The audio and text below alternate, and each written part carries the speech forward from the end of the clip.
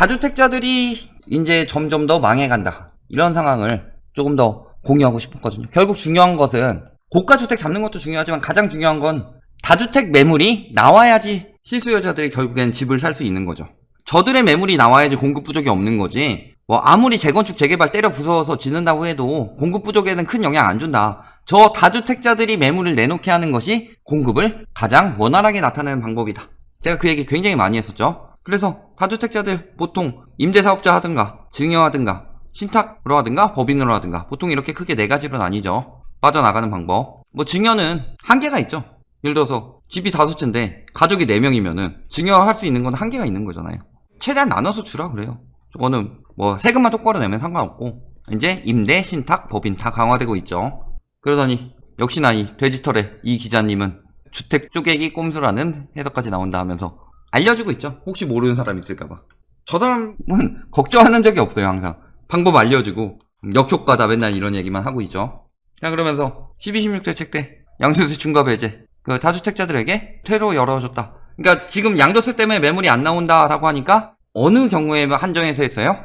매입한 지 10년 이상 된 매물에 한해서만 양도세 중과 배제를 해줬다. 양도세는 강화해야죠. 왜? 양도세를 풀어줘서 매물을 나오게 만들어라. 일시적인 효과가 나오게 만들어라. 이런 식으로 이야기하고 있는데 그 방향으로 웬만하면 안 가고 있죠. 양도세를 완화하게 되면 무슨 일이 벌어지냐? 투기 수요들이 다시 들어온다.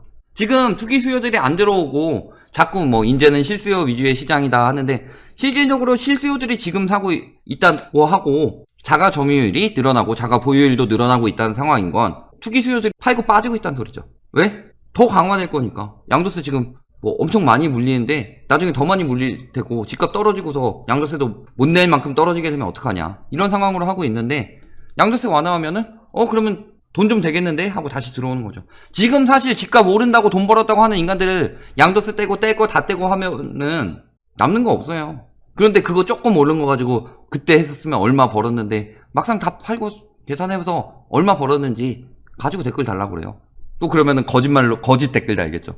자, 그러면서 연장하면 잘못된 시그널 불안 부추긴다 하면서 다시 7월부터 매입한 지 10년 이상 된 주택에 대해서도 2주택자는 10%포인트 3주택자는 20%포인트의 중과세가 들어간다. 그러니까 6월이 마지막 기회니까 지금 그 언론에 편승해가지고 빨리 팔려고 하는 거죠. 비싸게. 다주택자들 어떻게 몰아가고 있다? 제가 예전에 한번 했었죠. 그 임대사업자 토끼몰이라고 등록 활성화해서 등록 막 하게 만들어 놓고 9.13 때 세제 혜택 조정했죠. 그 다음에 양도세 비과세 요건 거주 요건 강화했죠. 여기 임대 매매 대출 규제하고 신탁 법인 다 지금 규제 들어갔죠.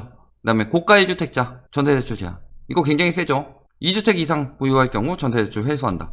9억 원 초과 주택 매입하거나 여기다가 양도세 중과 장특공제 이거 한시적 배제 했었고 장특공제도 그리고 내년에도 더 강화되죠. 양도세. 그 다음에 주택 늘어나면 취득세율 늘어나고 계속 이렇게 몰이하고 있었다. 그러니까 제가 그 임대주택을 너무 과한 혜택을 주긴 했는데 어쨌든 이렇게 한 이유는 첫 번째는 임대주택이 많아지면 뭐가 좋아져요? 임대차 시장이 안정된다. 아까 이야기했던 3법, 임대차 3법 임대사업자들은 당연히 해야 되는 거죠. 임대주택을 늘려가지고 임대차 시장을 안정시켜 놓으면 그 다음에는 보유세를 뭐 세입자에게 전가한다느니 아니 옆에 많은 임대주택들이 상한선이 있어서 못 올리는데 어떻게 전가를 해요? 혼자 올리면 그 집에 사람이 들어가요? 옆집으로 가지? 그러니까 안정시키고 그 다음에 파악한 거죠. 정보 파악한 거죠. 그래서 어느 순서로 때리면 되겠다. 그래서 하나씩 때리고 있다. 아까 지금 추가 규제에서도 무슨 얘기 나오고 있어요? 과도한 세제 혜택 조정하겠다 라고 했죠. 여기에다가 추가로 추진되고 있는 거 뭐 있어요? 보증금 미반환이나 상한선 미준수한 경우 혜택 박탈하고 환수하겠다. 이런 내용도 추진되고 있잖아요. 임대사업자들 혜택 주고서 이렇게 강화됐을 때 저희가 막 작년에 영상 올렸을 때 팔라는 시그널이었어요. 그때. 근데 아직 9.13 전에 산 주택들은 혜택 받을 수 있으니까 가지고 있는다. 이거 자체가 너무 짧게 생각한 거죠. 더 강화된다고 했는데 계속. 자, 거기다가 또 임대소득 전면과세 들어갔죠. 2천만 원 이하도 소득세 신고해야 된다. 특히 3주택 이상의 경우는 보증금에 대해서도 환산 수익으로 계산해서 걷겠다. 그러면은 일단 첫 번째로 임대료에 대한 소득세를 내야 되고 두 번째로 건보료를 내야 되는 경우가 굉장히 많다. 예를 들어서 갭투기 하는 사람들 중에서 막상 갭투기만 했지 일은 안 하고 그러면서 건보료는 묻어갔다, 가족들한테. 자기 돈 많이 벌었다, 몇십억대 자산가다, 이런 식으로. 그런 상황이면은 사회에 기여를 해야죠. 돈을 그렇게 벌어 처먹었으면. 근데 남이 내는 건보료에 의지해서 살고 있었다. 내야죠, 당연히. 주택 임대소득자 3,000명 기획점검에서 101억 추징한다. 즉, 기획점검 실시했는데 불성실 신고 혐의자에 대해서 2016년 202명, 그 다음에 2017년 441명, 2018년에는 1,054명, 3,000명 이번에. 점점 더 늘어나고 있죠. 데이터가 점점 더 확실해지고 있다는 거죠. 점검하면 다 나온다. 그 임대사업해서 주택임대사업으로 많이들 떼어먹었는데 이거 다 잡아내는 거는 원래 당연한 일이죠. 내년에는 이제 전월세 신고제 나와서 다 드러나게 되면은 더 까발려지니까 다주택 유지하기 점점 더 힘들어지겠죠. 고강도 점검 들어간다. 다음 달부터. 임대료 증액 제한. 여기선 제가 조금 하고 싶은 말이 있는 게, 요거는 조금 더 이제 시장에 맞춰서 했으면 좋겠어요. 계산 방법이 약간 에러가 있거든요. 500에 45만원, 이게 1000에 40 받다가 500에 45만원으로 했다. 이런 것도 5% 이상 했다. 이런 식으로 좀 계산이 되니까 시장에 알맞는 계산 방법으로 갔으면 좋겠어요. 그래서 좀 요런 경우는 좀 억울하다 느낄 수 있는 사람들이 있으니까 이런 부분을 조금 손봐서 들어갔으면 좋겠지만, 사실은 이 제한을 안 지키는 거에 대해서는 위반시 처벌 들어가야 되죠. 처벌 이 정도로 들어가는 게 아니라 그러면은 한번 내고서 엄청 올려버릴 수가 있잖아요.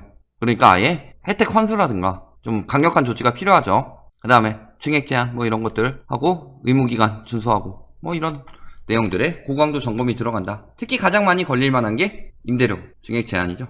요거에 대해서 확실하게 해줘야죠. 암암리에 그냥 다 올려버리면 아무 이유 없죠. 법으로만 정해놓고. 자, 그 다음에 신탁 폭증했다 그랬지만 세법 정비해서 신탁으로 절세 못하게 만든다 그랬죠. 그 다음에 법인에 대해서도 자금 조달 계획서를 전부 확인하겠다고 그랬죠.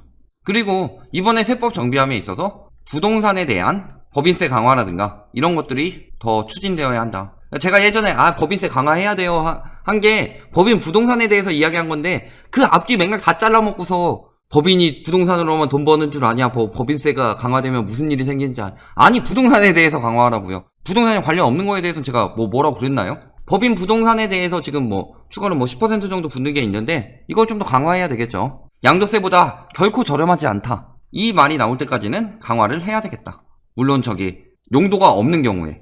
거기다 다주택 규제 강화 지금 추진이겠죠. 아까 임대차 3법 나왔고 종부세율 인상하는 거 원래 20대 때 통과하려고 그랬는데 계속 반대해서 통과 못했죠. 그러니까 내년엔 반대하고 나가버려도 통과시킬 수 있을 만큼 의석이 확보됐으니까 될 거다. 소득세법 역시 장택공제 거주기간 요건 추가하고 이런 것들 다 하기로 했었죠. 분양권 포함시키고 주택세, 그 다음에 주택법 불법 전매 시 10년 청약 제한 등 이런 것들 들어가고, 취득세, 재산세 혜택 축소, 임대 등록 시 혜택 강화되어 있는 상황이죠. 등록 요건 강화하고 보증금 피해 방지 등 이런 것도 하고 있다. 그래서 이 경우에 환수하고 혜택 토해내게 만든다. 이런 것들이 계속 추진되고 있다. 종부세 얼마나 늘어나요? 종부세법 통과 안 했다고 얼마 안 늘어난다고 하면서도 5월에 급매물도 쏟아져 나왔었죠.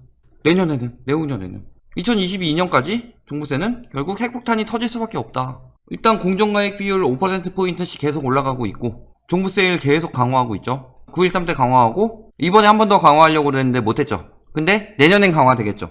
공시가격 현실화 당연히 계속 진행되고 있죠. 얘가 굉장히 중요하죠. 종부세율 인상한 것 같은 경우는 나중에 정권이 바뀌어서 종부세율 인상이 너무 세다, 다시 낮추자, 이렇게 추진할 수도 있지만 공시가격 현실화는 명분이 없어요. 100%를 초과하지 않는 이상은 공시가격 현실화율 70%가 너무 세다, 60%로 맞추자, 이게 명분이 될 수가 없죠. 그러니 결국에 22년에는 종부세율 인상 더 될 수도 있어요. 계속 투기심리 유지되면. 공시가격은 계속 현실화시키는 거고 공정가액 비율 그때 100% 되죠. 그리고 세부담 상한선도 올해 안 했으면 내년에 세부담 상한까지 했고, 그래도 안 되면 내년에 또 세부담 상한이 올해 기준으로 늘어나니까 그때쯤 되면은 세부담 상한으로 막히는 게 아니라 진짜 많은 보유세를 내게 될 거다. 특히 주택이 많으면 많을수록 영향은 크게 받겠죠. 지금 고가주택 같은 경우 올해 400만원이었던 게 2022년에는 900만원대가 되고, 올해 600만원대였던 게 1600만원이 되고, 올해 2000만원인 게 3200만원이 된다. 보유세 몇천 때문에 몇 억씩 낮춰서 팔겠냐? 그 몇천이 1, 2년 내야 말이죠. 평생 내야 되잖아요, 가지고 있는 동안. 부양책 지금 틈타서 집값 꿈틀하고 있는데 안정의지는 확실하다. 결론, 임대사업자, 신탁, 법인 강화할 것이다. 뭐 대출이든 아니면은 자금 조달 계획서든 세금이든 계속 강화할 것이다. 특히 임대사업자 인제 9.13 이후에 받는 거는 다 종부세 합산과세 되죠. 그리고 보유세는 계속 증가한다. 지금 유동성 늘어난다고 하는데 유동성 줄고 있죠. 유동성이 감소했기 때문에 금리 인하가 들어간 거고 재난지원금이 나온 거지, 멀쩡한 상황에서 그게 나와서 유동성을 증가시키는 상황이 아니다. 유동성이 굉장히 많이 줄었다. 당연히 여력 감소되죠. 당연히 수요 감소되죠. 거기다가 양도세, 장특공제 강화하고 있죠. 투기 수요가 감소하는 소리가 들리는 거죠. 유동성이 여력 떨어지면서 실수요 감소하는데 투기 수요도 감소한다. 앞으로 매물은 늘어나고 보유세가 계속 증가하고 여기에 대해서 계속 강화하니까 그 다음 수요는 계속 감소한다. 결국 다주택자들은 빨리 처분하는 사람이 가장 손해를 덜 볼 것이다. 앞으로 가면 갈수록 다주택 투기는 점점 더 힘들어질 것이다. 그러니까 지금 마지막에 조금이라도 더 이득 보려고 유도하고 있는데 넘어가지 마시고 기다리셔라. 다주택자들 매물은 점점 더 쏟아져 나올 수밖에 없다라는 점 꼭 기억해 두시기 바랍니다.